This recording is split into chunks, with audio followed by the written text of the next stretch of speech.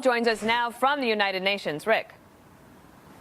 And Dana, the U.S. gives billions of dollars a year in aid to member states of the UN. In fact, more than $21 billion just to the nations that voted against us here today, including nearly $600 million to Yemen this year alone and more than $155 million to Turkey last year. Those were the two countries that introduced today's resolution opposing President Trump and the move of the Israeli capital to Jerusalem. But despite the warnings that money might dry up, nearly every Arab and Muslim nation voted to oppose the U.S. and Israel today, along with many others, including South Africa, Bolivia, and Ecuador. Turkey was emphatic.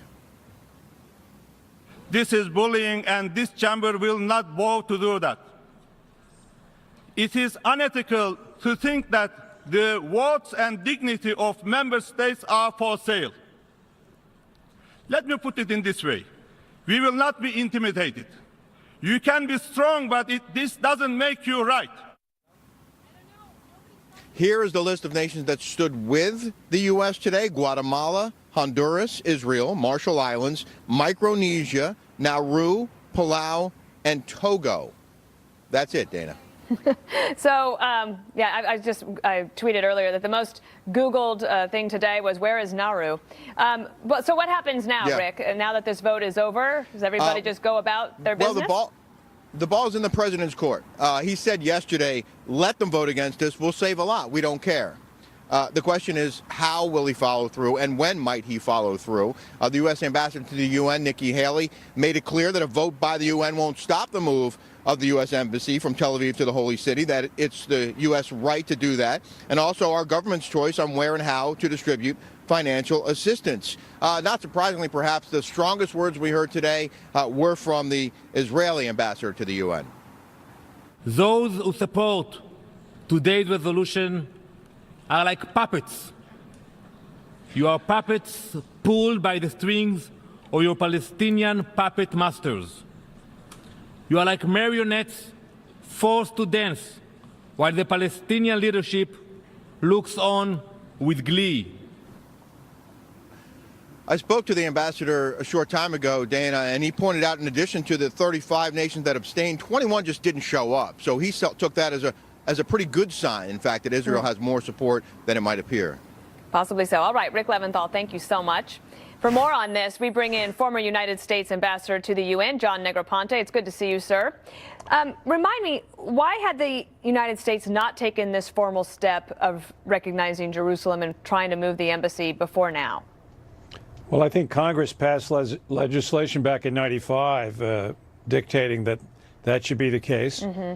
And following sort of the consensus of a lot of other countries, we considered the question of Jerusalem as something that would be in the final settlement discussions with regard to peace between Israel and the Palestinians. So we withheld making that move. Now the president's gone and made his statement, and as your reporter just said, we'll have to see what he does next. What steps does he take to move the embassy to Jerusalem? And they also, in her speech today, Nikki Haley said that the borders of Jerusalem had not been defined in the president's statement. From your experience, how unprecedented is this UN vote? Well, I mean, I was ambassador to the United Nations for almost 3 years, and I spent a lot of time defending the United States position in support of Israel, mm-hmm. and fending off these kinds of resolutions. Mm-hmm. The vote didn't seem that overwhelming to me. In fact, I think the Israeli ambassador was right to point out that some 65 countries either abstained or just didn't show up. Right. And that's not a bad showing. Did is this a lot about domestic politics, maybe not only in our country, but also in the nations that voted against the United States? Well, yeah, I mean, it's certainly a domestic politics here, I think, in terms of keeping a campaign promise and showing support for Israel, which is a popular thing to do here politically. Over in the rest of the world, I think the Arabs are sort of between the rock and the hard place, because, after all, this is a very sensitive issue in their countries. Take just a friendly country for an example, the country of Jordan. They receive a lot of assistance from the United States, but they also have a very large Palestinian population that lives in their country. And if they were to vote with us on something like this, they would face the serious possibility of unrest. We don't want unrest. We've said we don't want failed states. We don't want turmoil in that part of the world. So there's a lot of different considerations to be balanced here. Indeed, it's always more complex than meets the eye. Take a look at this chart here. There's 4 countries that get the most military aid from the United States. It is Iraq, of course, Israel, Afghanistan, and Egypt. You know, the president yesterday said, look, if we can't get support here, we might take a look at our financial contributions either to the UN or to these countries. Do you see any of that coming to fruition, that money would be withdrawn from these countries? Well, yeah, I would hope the president doesn't follow up too quickly on that. We don't give aid just because of the way countries vote in the United Nations, although it'd be helpful if they voted along with us or abstained.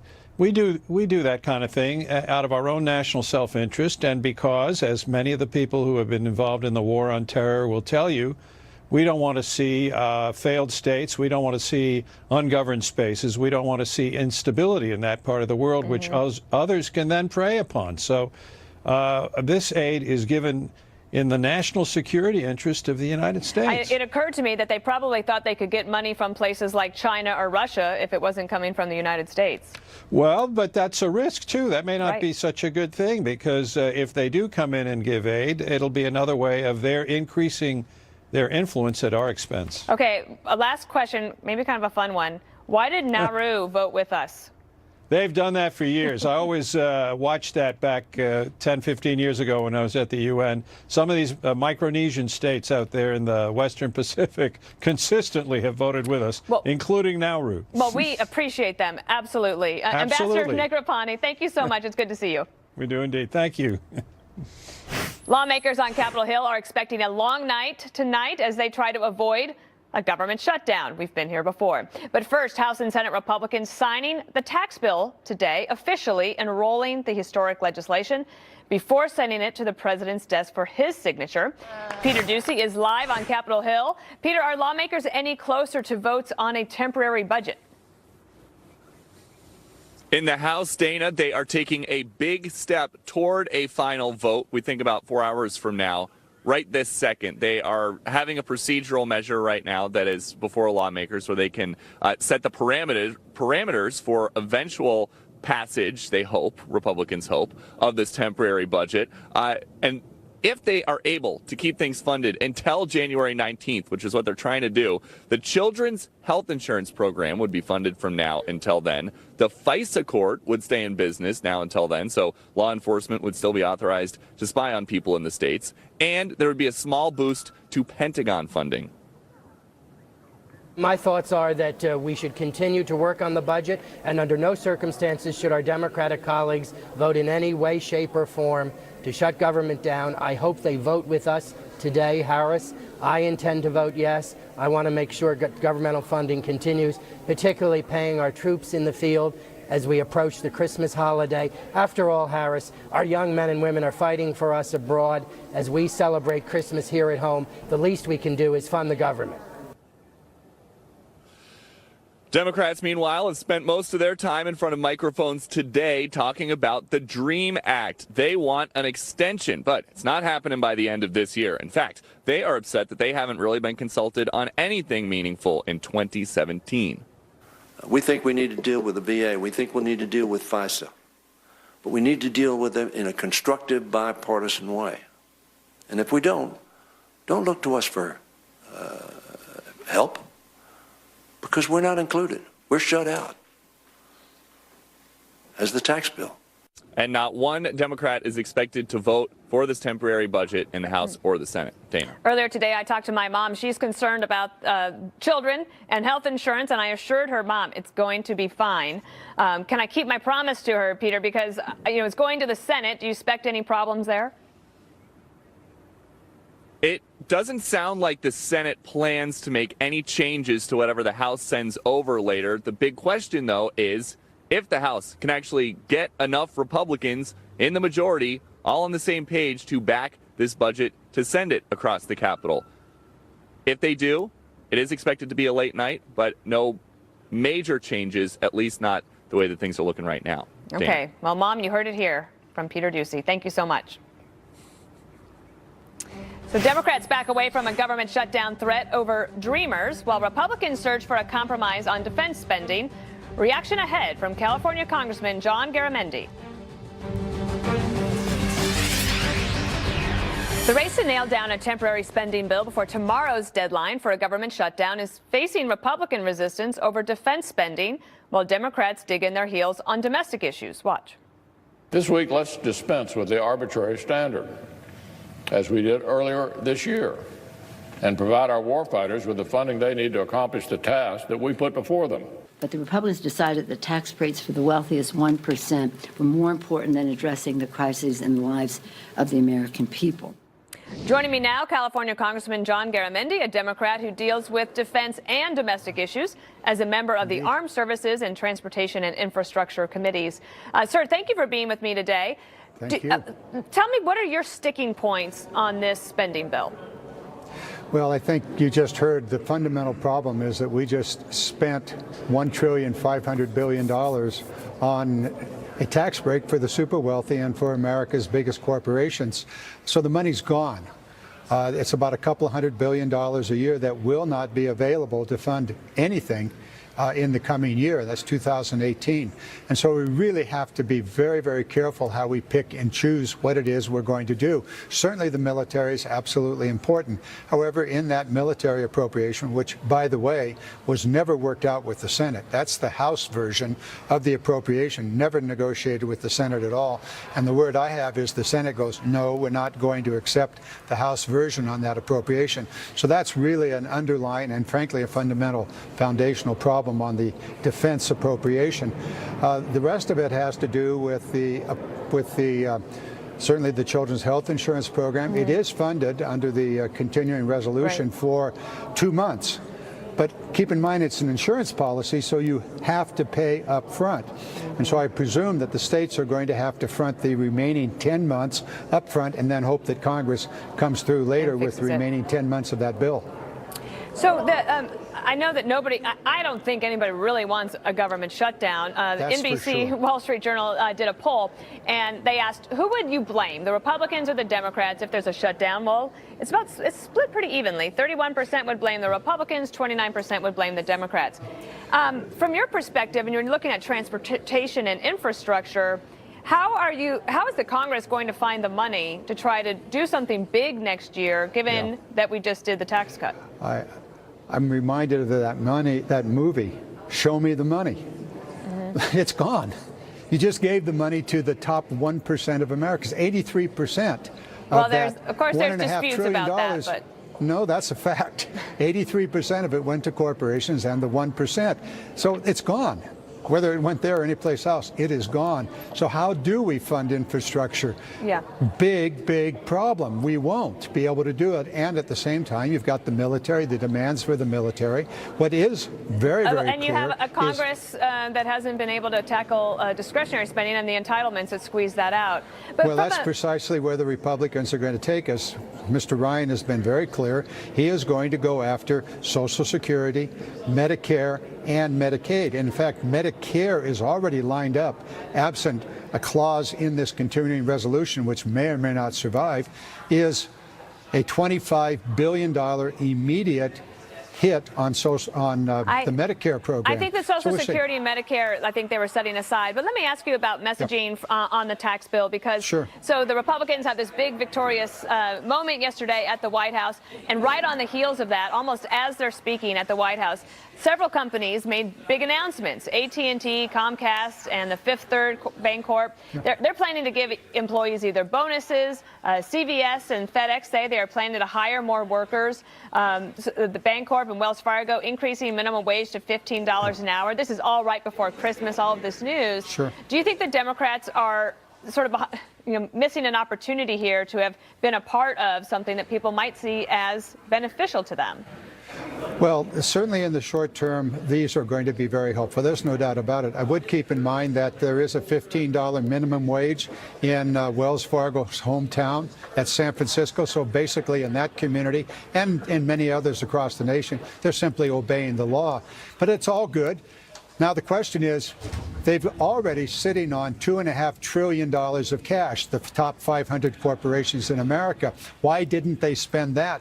Why didn't they use that to create more jobs, to create higher wages, better pays, and a better future for Americans? Good that they're doing what they're doing now. Hopefully that will continue, although there's considerable doubt. Do keep in mind that each one of the CEOs of those very same companies have said their priority is to buy back stock and to deliver higher dividends. In other words, to use perhaps the great majority of whatever new additional cash is available for stock buybacks and dividends. So who gets that benefit? Again, the super wealthy. Well, there's also some unions that invest, of course. But yes, it'll be interesting to see how the politics and the economics plays out on this. Very important. Congressman very important. John Garamendi, thank you so much and have a great holiday. And you too. Thank you. Thank you. So holiday shopping turns to horror as an SUV drives right into a crowd of pedestrians. What police say about the man who was behind the wheel. Plus, heads up, procrastinators. IT revolutionized shopping, and now it is trying to do the same for holiday gift delivery. We are live at an Amazon Prime hub. Next.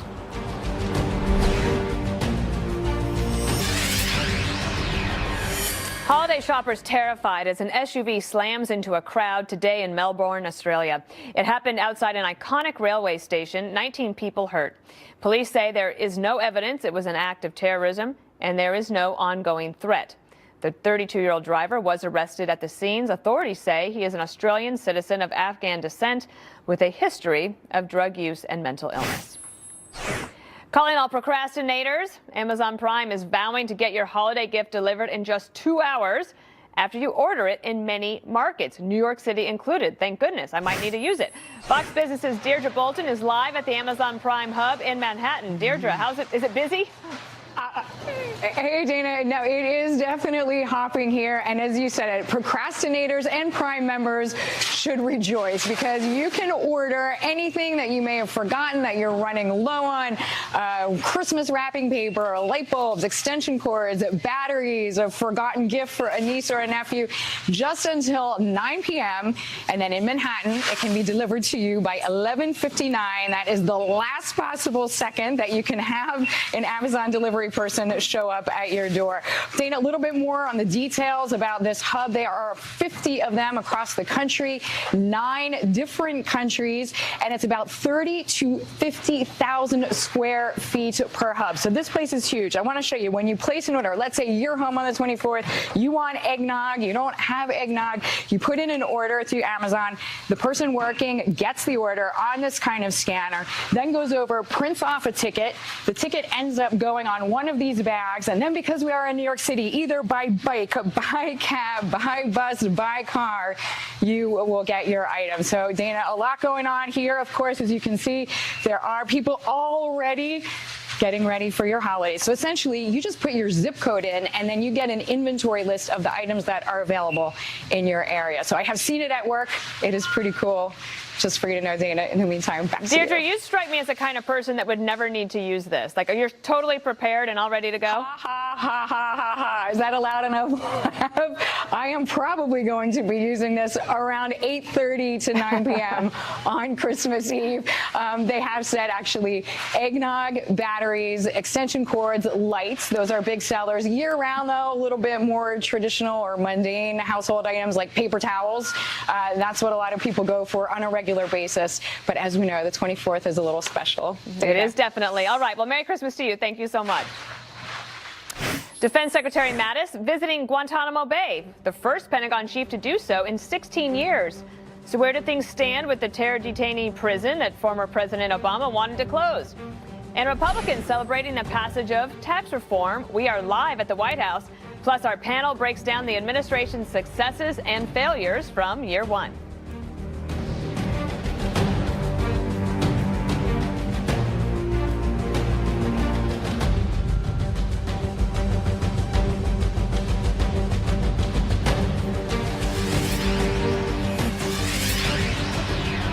President Trump keeping a low profile today after yesterday's historic achievement reforming the U.S. tax code. Chief White House correspondent John Roberts is live on the North Lawn. John, are they still celebrating over there? Oh, yeah, Dana, it's a big day here again today, still basking in the afterglow of all of this. And so much so, too, that they're starting to change the schedule, shift it a little bit for when the president might sign this. Initially, we were told the first week of January. Then we were told, well, maybe next week. Now we understand that the president may sign the bill as soon as tomorrow with the following caveat. Congress has to pass a continuing resolution to keep the government running. Plus, that continuing resolution needs to include waivers to prevent cuts to entitlements because of tax reform. The president is pointing fingers at House Democrats, accusing them of wanting to hold up funding.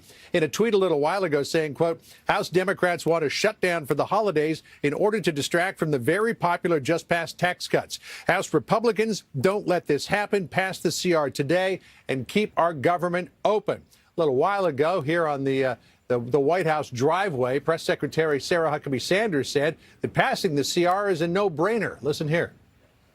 We have maintained our position all along as we want a clean bill, and that's what we hope happens, and we hope it happens soon because we know all of you guys and all of Congress and everybody else is ready to make sure that the government is fully funded and functional and go home and celebrate Christmas. As I pointed out, the White House and the president is still basking in the afterglow of yesterday's big ceremony to celebrate the passage of tax cuts. The president tweeting out, quote, the massive tax cuts, which the fake news media is desperate to write badly about so as to please their Democrat bosses, will soon be kicking in and will speak for themselves. Companies are already making big payments to workers. Dems want to raise taxes, hate these big cuts. The president pointing to some companies that either gave bonuses or are raising the minimum wage for workers or in some other way are making employee-based contributions or doing some spending. Those companies include Comcast, Fifth Third Bank, Wells Fargo, AT&T, and Boeing. The president saying that this is just the beginning of what's ahead because of tax reform. Listen here. We're going to see something that's going to be very special. We're bringing the entrepreneur back into this country. We're getting rid of all the knots and all the ties, and we're going to you're going to see what happens. And ultimately, what does it mean? It means jobs, jobs, jobs, jobs. So here we have a little bit of a competition, though, in terms of signing this tax reform bill between the White House and Democrats in Congress. The president would really like to get this bill signed before he leaves for Mar-a-Lago. Democrats would probably like to see him not sign it until the 1st of January, or at least the first week of January, so that they can say the president didn't do it this year. So, oh my God, are you serious? Well, you know, this battle over pay-go. I mean, what else is it about, right? Oh my God! Has Congress ever, not given out these waivers? I know, I hear you, Dana. But come on. All right, John Roberts, thank you so much. Thanks. So tax cuts, just one of the first-year accomplishments the Trump White House is touting. Listen. ISIS is on the run. Historic tax cuts have just been passed through Congress and will be on the president's desk soon. We're very excited about all of the things that have happened this year. The economy is booming. The stock market has seen all-time highs. Joining me now is Guy Benson, Fox News contributor and political editor at townhall.com, and Mark Penn, former Hillary Clinton 2008 presidential campaign chief strategist, and so many other things that both of you have done. It sounded like Sarah Sanders almost needed a break, guys. Her voice was a little hoarse. Well, she's done a lot of talking, and the last couple of weeks, it's been a lot of positive news for the White House. I think that they are right to be touting tax reform. They're going to be pushing that momentum narrative into the next year, certainly. And all these companies coming out and paying out bonuses and salary increases and hourly increases and new money-giving endeavors, charitable giving to organizations like that. I mean, these are good things that the White House would love to be talking themselves hoarse over. Well, we asked you both to come up with your successes and failures. Mark, let me start with you. So your three, Mark, was that tax reform, ISIS defeat, and challenging the status quo were in the successes. Failures, you listed communications, healthcare, and firing Comey. I'll let you expand. No, I think when you look at it, the best days of this administration are obviously yesterday.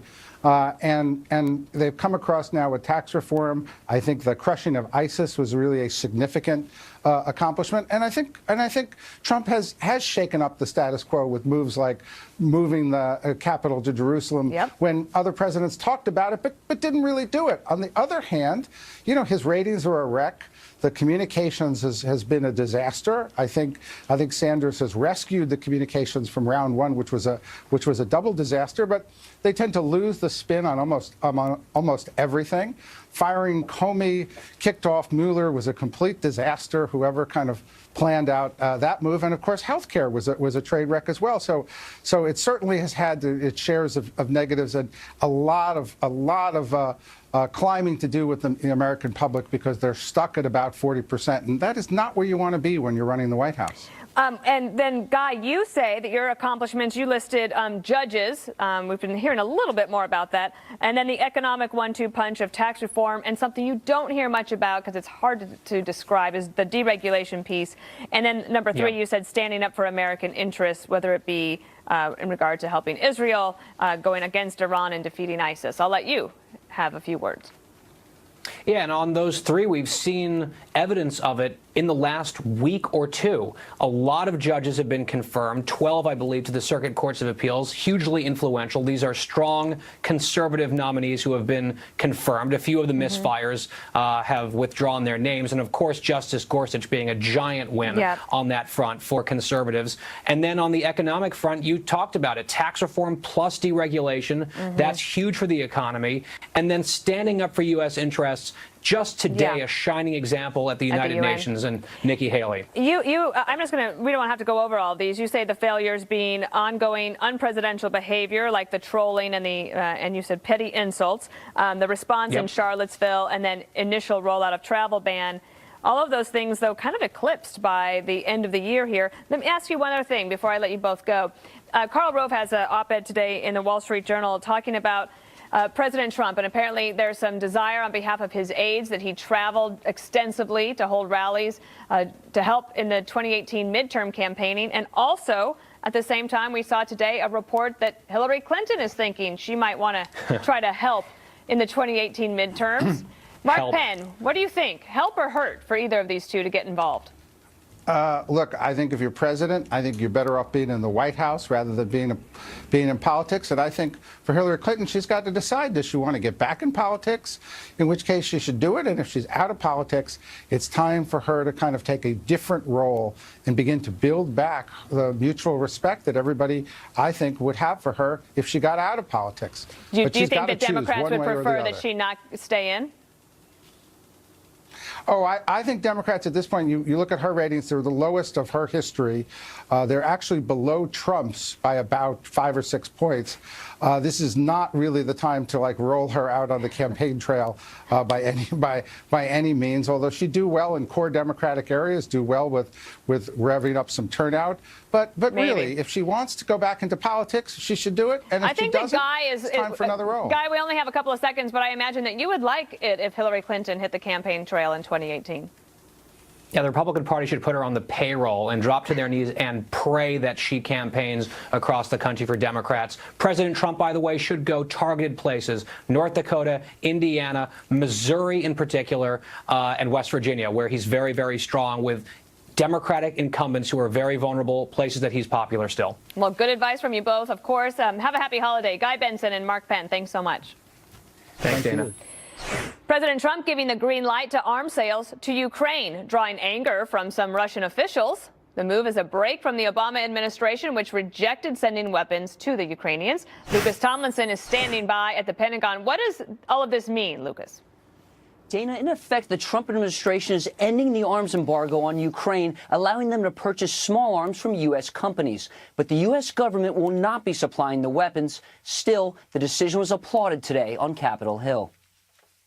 This president, at this time, with his national security team, is finally doing what people on both sides of the aisle have tried to get administrations to do. I mean, these weapons are to defend Ukraine against Russia's aggression. Russia hawked Senator Tom Cotton turned it up a notch, quote, "This is a break from failed Obama-era policies to make Russia pay a cost for its aggression. With this decision, the Trump administration is reminding Vladimir Putin and his cronies that they lost the Cold War, and we won't tolerate their bullying of our friend Ukraine." But the State Department is pushing back, saying weapons have been sent before, quote, "Under the previous two administrations, the U.S. government has approved export licenses to Ukraine, so this is nothing new." And of course, the Russians today did not like this decision from the administration. Dana? I imagine not. And then tell me about President Trump's defense chief taking an unannounced visit today. Where did he go, and what does it mean? Well, Defense Secretary Mattis traveled to Gitmo today, the first visit there from a defense secretary in nearly 16 years. The Pentagon says Mattis made the trip days before Christmas to thank troops for their service. He does not plan on visiting the prison where 41 detainees remain, including 9/11 mastermind Khalid Sheikh Mohammed. President Trump has vowed to leave the prison open. The last prisoner arrived there in March 2008, nearly 10 years ago. Now, President Obama tried for years to close the prison, but was stopped many times by Congress. Dana? All right, Lucas, thank you so much.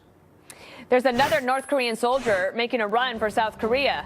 This was a live report on the second defection in as many months. Plus, the balance of power in the Virginia State House coming down to random chance. We'll tell you how and why.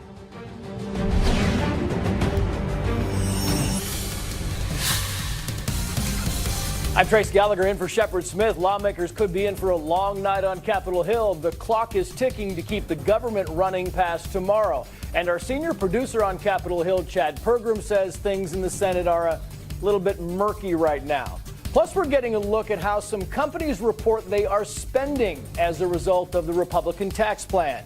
But it's not all going to employees. That's coming up when I fill in on Shepard Smith reporting. For the second straight year, life expectancy in the United States has declined. And one major reason why? The opioid crisis. According to the Centers for Disease Control and Prevention, life expectancy for Americans dropped a tenth of a year to 78.6 in 2016. Meanwhile, the death rate from drug overdoses rose a staggering 21% last year, with 2/3 of those deaths involving opiates. Preliminary figures for this year, unfortunately, show a similar trend. The balance of power in Virginia's House of Delegates will be decided by random chance after the race between incumbent David Yancey and Democratic challenger Shelley Simons ended in a tie. A court declared the tie yesterday after a recount was held. By law, the winner will be chosen by placing each name inside an old film canister and then randomly drawing one of the canisters from a bowl. If Simons' name is drawn, it will make a 50-50 split in the House, and a power-sharing agreement will have to be drawn up. Another North Korean soldier has defected to South Korea, the second to flee the rogue nation in less than 2 months. You may recall last month's dramatic surveillance video showed a North Korean soldier getting shot multiple times as he crossed a demilitarized zone between the two countries. Senior Foreign Affairs correspondent Greg Palcott is live from London. Greg, what more do you know about these defections? Is there a connection? Well, Dana, this new defection does have analysts looking hard at what is happening inside North Korea. The latest one that we have been tracking is a 19-year-old North Korean soldier. This morning, Korean time, he came across the DMZ, turned himself into the South Korean military. Then some North Korean soldiers started charging across the DMZ. There were 40 warning shots fired by the South Koreans. They held up. There were more shots heard from the north. And yes, this comes just after last month's sort of high-profile defection by another North Korean soldier. He was actually shot at and was injured and is recovering. All told, there have been 15 direct defections this year from the north to the south involving 4 soldiers. Last year, there were only 5 total defections. Yeah, it does have people wondering, Dana, that this might be an indication of harder, more desperate times up in the north. And then the U.S. and South Korea military are holding more military drills. What's going on there? There are a lot of drills, as your viewers know, Dana, involving U.S. and South Korean militaries, but this one's got a little bit of an edge. It was run last week just south of the DMZ by U.S. and South Korean soldiers. They were practicing, according to reports, infiltrating North Korea and then removing weapons of mass destruction from there. In fact, this kind of aggressive style has been shown also in the rhetoric coming from the Trump administration. And it also comes 2 months before the Olympic Games, which are also being conducted only about 50 miles south of DMZ. People are hoping that North Korea will do nothing to disrupt those games. They're watching, waiting, and there's about 15,000 security officials deployed. Back to you, Dan. All right, Greg, thank you so much. President Trump leaving on Marine One, headed to visit patients at Walter Reed Medical Center. Listen to what he had to say.